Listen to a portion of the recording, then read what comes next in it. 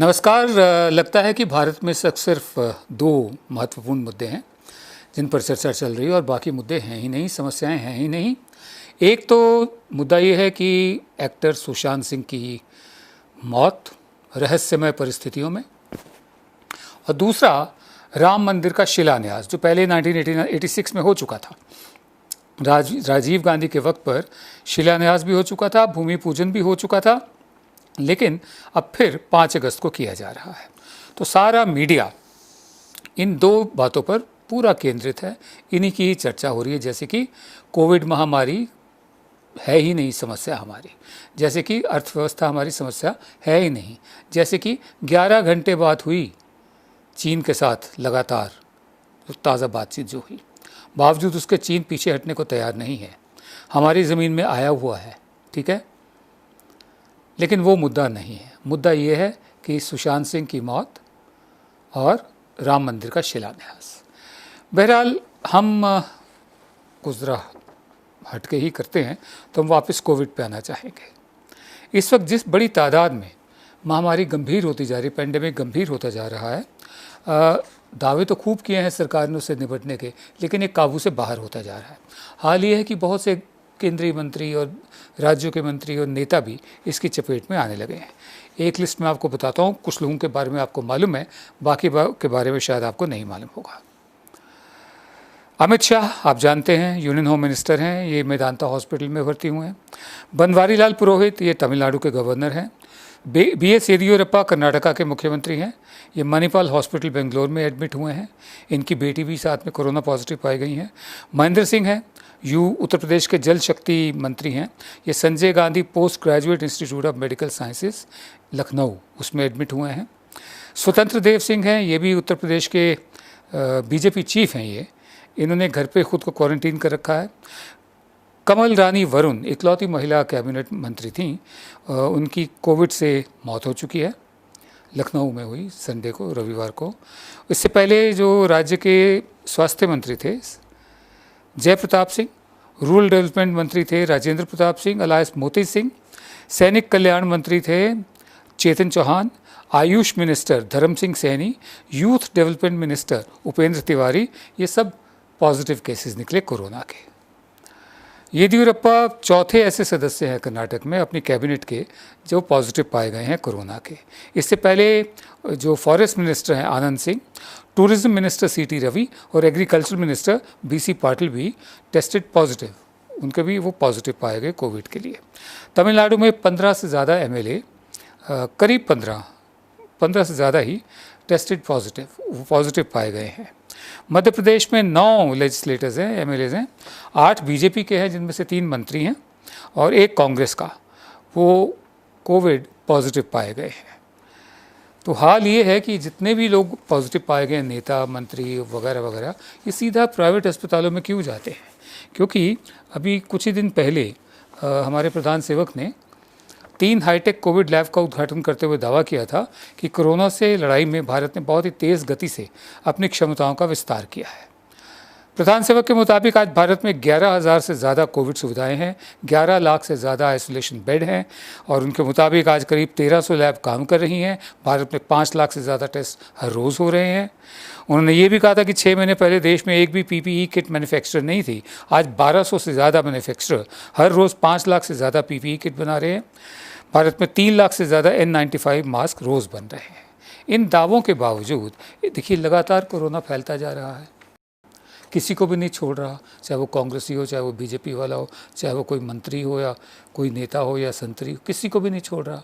और जो जितने भी हमारे नेता हैं ये प्राइवेट अस्पतालों की तरफ क्यों जा रहे हैं? अगर प्रधानमंत्री के दावे सही हैं, ये सरकारी अस्पतालों में क्यों नहीं जा रहे हैं? हाँ, और ये तो एक असली मतलब एक कसौटी तो यही है ना कि अगर मंत्री लोग, सरकार के लोग, बड़े बड़े नेता सरकारी अस्पतालों में जाएं, जिसका दावा किया प्रधान सेवक ने, तो जनता में भी भरोसा बैठता है कि हाँ, हमारी जो स्वास्थ्य सेवाएं हैं वो बड़ी साफ़ सुथरी हैं, मजबूत हो गई हैं, प्रधान सेवक ने करवा दी है। बहरहाल हकीकत यह है कि सन 91 से ही जब से प्राइवेटाइजेशन शुरू हुआ अस्पतालों का, जो पब्लिक हेल्थ सिस्टम था वो धीरे धीरे कमज़ोर पड़ता गया और जो बजटरी एलोकेशंस थी वो भी उसकी कम होती गई। सन 91 से मैं कह रहा हूँ। और जब जब भी मतलब प्राइवेटाइजेशन होती है तो ज़मीनें उनको सस्ती दी गई लोगों को जिन्होंने अपने हॉस्पिटल खड़े किए। साथ में उनसे वादा ले लिया गया कि एक थोड़ा परसेंटेज जो गरीब लोग हैं या जो अफोर्ड नहीं कर सकते हैं उनके लिए भी रिज़र्व रखा जाएगा, जो होता नहीं है। जो भी अपना पैसा लगाता है सरकारी ज़मीन लेकर उस पर हॉस्पिटल खड़ा करता है, 5 स्टार हॉस्पिटल केयर, एक तो 5 स्टार होटल केयर होती है ना, 5 स्टार हॉस्पिटल केयर ये माना हुआ शब्द है, वो दी जाती है, साफ़ सफाई ज़्यादा रखी जाती है। तो जाहिर है कि जो अस्पताल बनाया गया है वो कमाई करने के लिए बनाया गया है। तो कमाई का रास्ता ये होता है कि जो टेस्ट ज़रूरी ना भी हों वो भी आप प्रिस्क्राइब करते जाइए, और महंगे प्रोसीजर्स, टेस्ट्स जो इंश्योरेंस से कवर्ड है वो लोग पैसा दे देते हैं, जिनके पास अपना पैसा है वो भी दे देते हैं। लेकिन सरकारी अस्पतालों का जो हाल है वो सबको पता है। अभी पिछले दिनों कर्नाटक के एक सरकारी अस्पताल की फ़ोटो हमने देखी थी, बरामदों में सूअर घूम रहे हैं। दिल्ली के सरकारी अस्पताल की फ़ोटो हमने देखी थी, वहाँ कुत्ते घूम रहे थे अस्पताल के परिसर में, कैंपस में। फ़ौज के हेलीकॉप्टर से गुलाब के फूलों की पंखुड़ियों ऊपर से पिकवाना, बरसाना, और फ़ौज के बैंड अस्पतालों के नज़दीक बजवाना, हाँ, कोरोना वॉरियर्स के लिए। उससे बेहतर यही है कि जो सरकारी अस्पताल है उनकी हालत वाकई में दुरुस्त की जाए। और ये लंबा खेल है। कहाँ हमने सोचा था कि जो मेडिकल टूरिज़्म हम ले पाएंगे इस देश में, अभी भी आता है मेडिकल टूरिज़्म, सैफी जैसे अस्पताल है बॉम्बे में, वहाँ पर आता है, और भी हॉस्पिटल्स हैं। मेडिकल टूरिज़्म हम ले पाएंगे। मेडिकल की एजुकेशन के लिए हमारे डॉक्टर दुनिया भर में फैले हुए हैं। मेडिसिन की एजुकेशन के लिए दुनिया के देशों से लोग यहाँ पढ़ने आएंगे। और कहाँ ये हाल है कि हमारे डॉक्टरों को बाहर जाना पड़ता है माइग्रेंट लेबर बन के, बेहतर ज़िंदगी की तलाश में। प्राइवेट इंस्टीट्यूट्स करोड़ों रुपये चार्ज करते हैं, और जो सरकारी है, जो पब्लिक फंडेड है, उसका हाल धीरे धीरे खस्ता तो हो ही रहा था, अब बैठता दिख रहा है। प्रधान सेवक उम्मीद है इस पर गौर करेंगे। सन 91 में जब पीवी नरसिम्हा राव प्रधानमंत्री बने थे और डॉक्टर मनमोहन सिंह वित्त मंत्री थे, फाइनेंस मिनिस्टर थे, उस वक्त देश की हालत बहुत ख़राब थी। सोना गिरवी रखना पड़ा था, हालत ये हो गई थी हमारी। वहाँ से अर्थव्यवस्था को निकाल कर लाना, मिडिल क्लास को खुशहाल बनाना, बहुत बड़ी तादाद में, करीब अगर मुझे सही याद पड़ता है तो करीब 27 करोड़ लोगों को गरीबी की रेखा से ऊपर लाना 2014 तक आते आते। बीच में वो दौर भी आया जब अटल बिहारी वाजपेयी रहे प्रधानमंत्री। सन 96 में 13 दिन, 98 में 13 महीने, उसके बाद 4 साल और कुछ महीने रहे, तो करीब 6 साल उनकी सरकार भी रही। लेकिन उसके बाद से फिर 2004 से लेकर 2014 तक जो 10 साल बीते, उसमें मिडिल क्लास की जेब में थोड़ा पैसा भी आया, खुशहाली भी देखी मिडिल क्लास ने। अब उसके बाद एकदम सब कुछ नोज डाइव कर गया है। टेल स्पिन लफ्ज़ का इस्तेमाल किया था। टेल स्पिन होता है जब जहाज़ अपना बैलेंस खो दे और वो घूमने लगे, वो गिरता जाए नीचे। नोज डाइव होता है कि सीधा नाक के बल गिरना शुरू हो जाए। इस वक्त हमारी अर्थव्यवस्था नाक के बल गिर रही है। डॉक्टर मनमोहन सिंह जिन्होंने एक उभारा था अर्थव्यवस्था को, 2008 का जो इतना भारी रिसेशन हुआ था, दुनिया में मंदी आई थी, उससे भी बचा के निकाल ले गए थे हमें। उन्होंने द हिंदू में एक जो लिखा, मैं आपको बताता हूँ। तो डॉक्टर सिंह का कहना है, and I quote, India is confronted with the dangerous Trinity of military, health and economic threat. Bharat इस समय एक ऐसे खतरे का सामना कर रहा है, एक खतरों की त्रिमूर्ति का सामना कर रहा है, जो उसमें हमारी मिलिट्री भी शामिल है, उनका साफ संकेत जो है सरहद पर चीन के साथ तनाव से है, उसमें हमारी सेहत भी शामिल है, कोरोना से है, और उसमें हमारी अर्थव्यवस्था भी शामिल है, इकोनॉमिक थ्रेट्स। तो ये 3 जो बहुत भारी हमारे चुनौतियां हैं, इनकी जो त्रिमूर्ति है, भारत इस वक्त उनका सामना कर रहा है। Diverting people's attention from these threats through choreographed events and headlines will not make them disappear. लोगों का ध्यान हटा देना, इवेंट कर करके ध्यान हटाने की कोशिश करना, और सिर्फ हेडलाइंस मैनेज करना, मीडिया कवरेज में छाए रहना, इससे समस्याएं दूर नहीं हो जाएंगी। लोगों का ध्यान कुछ देर के लिए भले ही हट जाए, लेकिन ये समस्याएं दूर नहीं होंगी। उनका ये भी कहना है कि India entered covid crisis in a precarious position. और जब कोरोना फैला पूरी दुनिया में, तो जब भारत में आया तो भारत उस वक्त पहले से ही बहुत नाजुक हालत में था। नाजुक हालत क्यों थी कि एक तो जो हमारी ग्रोथ थी वो बहुत धीमी हो गई थी, और उसके अलावा बेरोज़गारी भयंकर तरीके से बढ़ गई थी और हमारी जो पूरा अर्थव्यवस्था है, जो पूरा इकोनॉमिक हमारा फाइनेंशियल सिस्टम है, पूरी व्यवस्था जो है वो एकदम चोक हो गई थी, जड़ हो गई थी। उसके कारण हम सब जानते हैं, नोटबंदी 4 घंटे के नोटिस पे, जल्दबाजी में लागू किया GST और फिर 4 घंटे के नोटिस पे लॉकडाउन। एक के बाद एक कदम ऐसे उठाए गए जिन्होंने हमारी अर्थव्यवस्था को भी पटरी से उतार दिया। हाँ, उसके अलावा बॉर्डर पर, सरहद पर अलग से तनाव है। तीसरा, कोविड-19 जो है सही वक्त पर रोका जा सकता था, उसको चेक किया जा सकता था, उस वक्त नहीं किया। उस वक्त गेम शो ट्रम्प चल रहा था, एयरपोर्ट्स पे कर देते तो कम से कम पूरे देश में ना फैलता। बहरहाल इतने बड़ी तादाद में, लाखों करोड़ों की तादाद में लोग वापस अपने घरों को गए। कुछ कोरोना को साथ लेकर गए, जैसी गाड़ियों में गए, कुछ को वहाँ हो गया जाकर।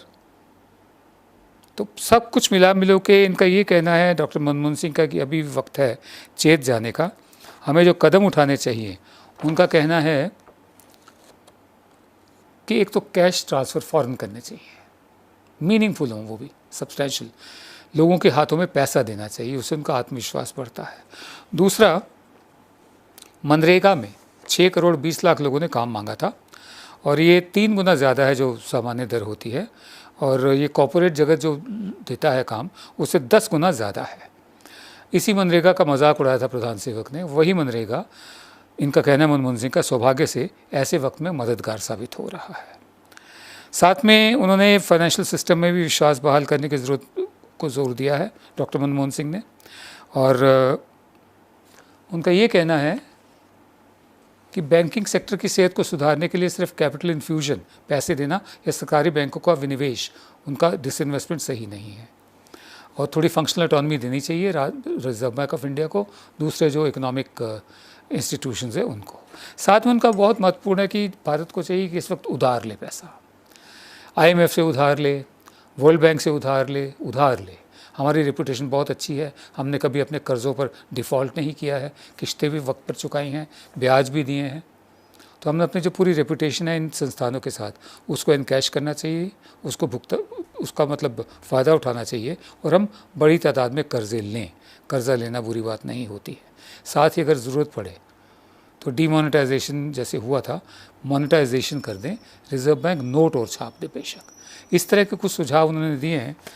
हम उम्मीद करते हैं, वैसे उम्मीद तो नहीं है, फिर भी उम्मीद करना फ़र्ज़ है हमारा, हम उम्मीद करते हैं कि प्रधान सेवक और उनकी टीम डॉक्टर मनमोहन सिंह के जो सुझाव हैं उन पर गौर करेगी। और रोज़ की तरह विनोद दुआ शो का समापन एक कविता से। आज मैं कविता पढ़ रहा हूँ नज़ीर अकबराबादी साहब की। इनका जन्म हुआ था 1735 ईस्वी में इसी शहर दिल्ली में। तो नज़ीर अकबराबादी साहब की जो कविता, उसका उन्वान, उसका जो शीर्षक है वो है राखी। आज रक्षाबंधन है, जिसे राखी भी बोलते हैं, रखड़ी भी कहते हैं पंजाब के इलाकों में। बहरहाल नज़ीर अकबराबादी साहब ने 1735 में राखी पर जो लिखा, मैं आपको बताता हूँ। अर्ज़ क्या है, चली आती है अब तो हर कहीं बाजार की राखी, सुनहरी सब्ज रेशम जर्द और गुलनार की राखी, बनी है गो की नादिर खूब हर सरदार की राखी, सलोनों में अजब रंगी हैं उस दिलदार की राखी, ना पहुँचे एक गुल को यार जिस गुलजार की राखी। आया है अब तो राखी भी, चमन भी, गुल भी, शबनम भी, झलक जाता है मोती और झलक जाता है रेशम भी, तमाशा है आहा हा हा, तमाशा है आहा हा हा, गनीमत है ये आलम भी, उठाना हाथ प्यारे वाह वाह टुक देख लें हम भी, तुम्हारी मोतियों की और जरी के तार की राखी। आगे कहते हैं, फिरे हैं राखियां बांधे जो हरदम हुस्न के तारे, तो उनकी राखियों को देख ऐ जा चाव के मारे, पहन जुन्नार, जुन्नार माने जनेऊ, पहन जुन्नार और कशका, कशका माने तिलक, पहन जुन्नार और कशका लगा माथे ऊपर वारे, नज़ीर आया है ब्राह्मण बन के राखी बंधवाने प्यारे, बंधा लो उससे तुम हंसकर अब इस त्योहार की राखी। नमस्कार।